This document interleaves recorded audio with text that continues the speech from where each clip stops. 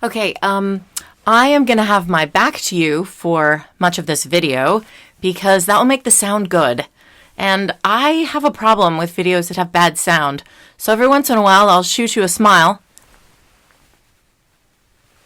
But for the most part, what we're going to be talking about is sorting. And I have to sort in this direction so that you can actually see me do the sorting. Like I said in the last video, and actually I will come over here because I think you'll still be able to hear me. Full disclosure, we just had a large ball here in Santa Barbara, California, and I loaned out a number of dresses and things. So one of the reasons why I wanted to make this video for you, virtual Jane Con attendees, and not just for me, was because many of my costumes didn't get put away. And so I'm going to sort them now, and I'm going to put them all away the way that they should be. After you loan costumes, after you wear a bunch of costumes, you should always clean them and you should always put them away properly. And I didn't. So I'm going to do that now, and you get to watch. And that's a reason I'm making this video. Now, if I get a chance to edit this, starting in just a second, I will probably speed the video up. Because what you're going to be watching me do is simply move all of the clothes into a few different categories. You have already seen me use the... Oh, I can't do that. You've already seen me use the actual fabric clothing bags. Here's another one. Like I said, I have about a half a dozen. But the problem with that is that once you actually protect the clothes, once you cover them up, you have no idea what's in there. Which bag? Which bag has this dress? Which bag has that dress? Which bag is which? And that is why you need labels.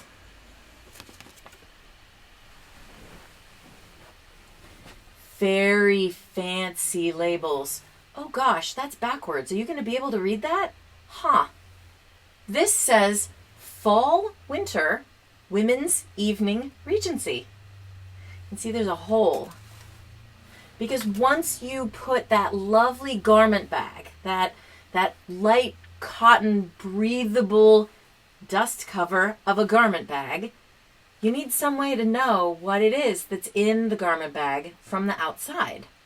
So that in the fall or winter, if you need to go to an evening ball, you know which bag to open.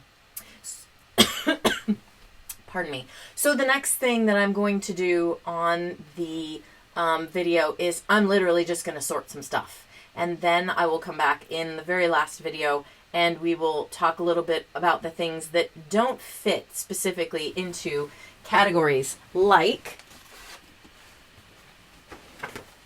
Evening Regency, Spring and Summer, Day Regency. I have fewer of these, so I only need to bag them once.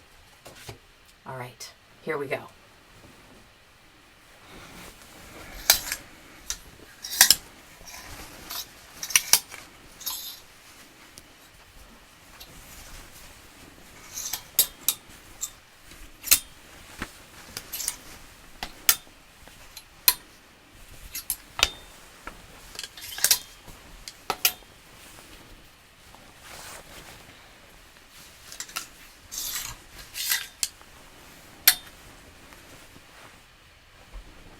Ta-da!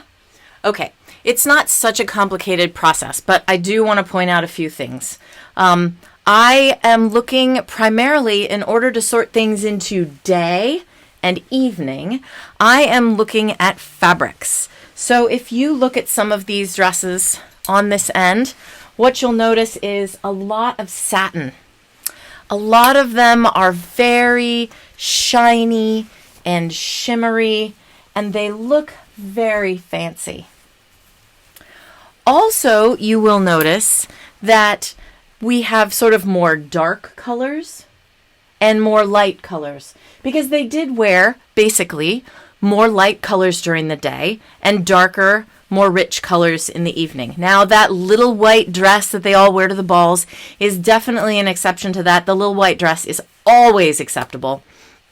And it's true, I did do a little bit of pre-sorting. You'll notice that my little white dresses are over here on this end. Couple of light cotton things. And right here in the middle, I have my undergarments. So this is an example. This is an example of what I use. Bianca talked about the fact that by the time it came around to the Regency, they had basically invented the bra. Basically, they'd invented the bra. That's what this is. This is called a bodiced petticoat. There's a bodice, aka bra, and then there's a petticoat, which is the thing that keeps your skirt all nice and poofy, and also, as she pointed out, clean. If you make your petticoat just a little bit longer than your actual fancy schmancy yummy dress, the petticoat will hit the ground and will get dirty, and your fancy schmancy dress, it'll stay perfectly clean. They were so smart. So anyhow, in the center here, I have my bodice petticoat. I have two of those. I'm in the process of making a dark colored one. I also have one of my chemisettes. This one actually I inherited from my mom. It was hers. Underneath you'll see that there is a set of crotchless bloomers, because that was a thing. I'm just going to tell you, it's very easy to go to the bathroom in something that has no crotch. That's just a thing. You squat, you go, it's all done. The other thing that I have that I highly, highly recommend, although not everybody needs one, but if you are going to go to a ball, it's super nice to just have a little apron. Maybe you want to take a turn helping out in the kitchen. Maybe you want to serve food. Maybe you want to protect what's underneath. Perhaps do a bit of drawing, a bit of watercoloring, paint a teacup. It's always good to just have an apron. Okay. That was a total side note.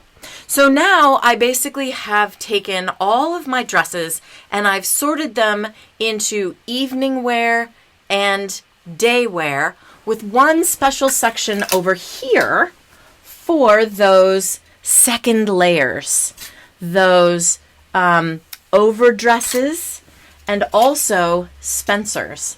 This is really fascinating, so I'm going to share this too. This is a beautiful little wool Spencer that was made for me by my friend Christina. And one of the things Christina did that I absolutely adore is she made detachable sleeves. So if it is cold enough and I am in an environment like a retreat up in Oregon or Washington, and I know that I'm going to be cold in a way that I will never be in Santa Barbara, Southern California, where I live, I have these multiple sleeves that I can add that also change the look. I just put them on, I pin them in. I have extra ways to be fashionable, along with having different layers for warmth. So making things in pieces, again, this comes back to Bianca's concept of just accessorize the shit out of it. You can make a basic Spencer, and then you can take a matching or a totally contrasting fabric, and you can then make some detachable extra sleeves. I love that. So I do have some Spencers over here on the end, things that I have bought and made. Some of these are things that have been changed up. This little green Spencer, this was originally a belly dance cover-up, but it had that Regency line. I cut off the skirt, I changed up the sleeves, I made the little bands with the little buttons. Not actually even sure you can see that. But again, upcycling is so easy based on the Regency. One more thing I want to point out before we actually put these into seasonal categories. Right now, they're just in day and evening. As I said, I loan out a lot of my costumes. And the biggest thing that you have to look at when you loan out women's costumes is bust and length. That's really it. That's really the only things you need to actually be worried about. So this was actually a dress bought by a friend of mine, Jean. It was used in some BBC production. It has like a little tag. I think she bought it on eBay. And it fit a friend of mine beautifully, except for the fact that it was 4 inches too short. Now, 4 inches too long, you can just hem it. But 4 inches too short, what the heck do you do with that? The answer is trim. We are so lucky that in the Regency, they put a ton of their trim down at the hemline, because it means that if we need to make a dress longer and we can find a great big beautiful trim, or we have extra fabric and we can make a great big ruffle, making something longer is super easy. I have to tell you, I adore the way that this dress came out. I actually love this lace, which was in my mother's collection, and I plan to take it off. When I give the dress back to the person who is going to own it from here on out, who is actually quite a bit shorter, I'm keeping the lace. I'm going to put it on something else.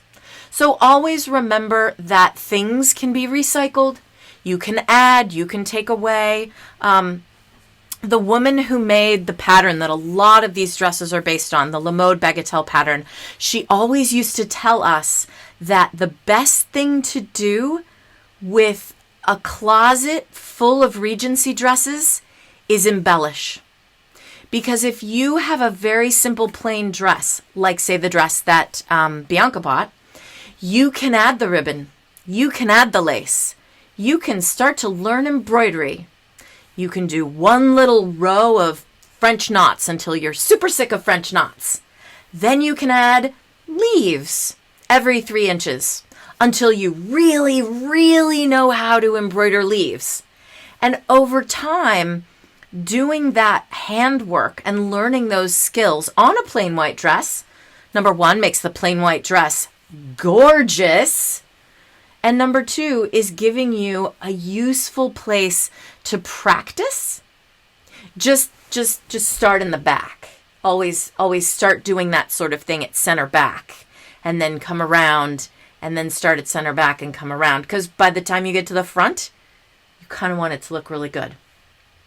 Okay, so that's the end of this video. And in the next video, we are going to talk about, I don't know what we're going to talk about. We're going to talk about seasons and colors and weight of fabrics. Okay, talk to you soon.